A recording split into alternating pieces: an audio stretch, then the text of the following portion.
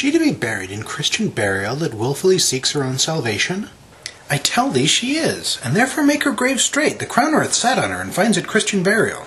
How can that be, unless she drown herself in her own defence? Why, 'tis found so.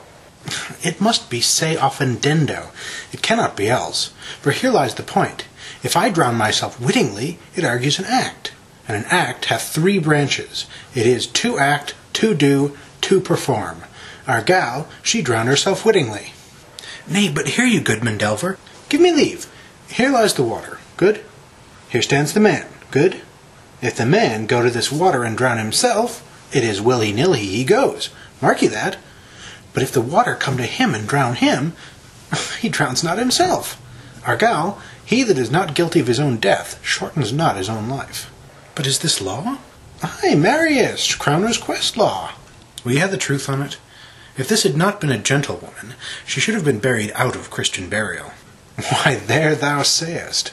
And more pity that great folk should have countenance in this world to drown or hang themselves, more than they're even Christian.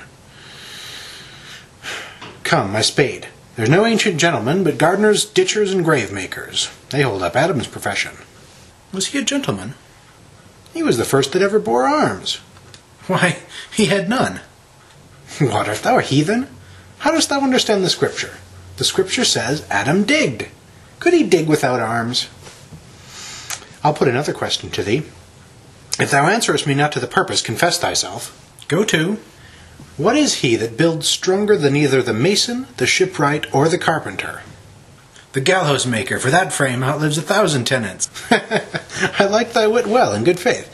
The gallows does well, but how does it well? It does well to those that do ill. Now thou dost ill to say the gallows is built stronger than the church. Our gal, the gallows may do well to thee. To it again, come.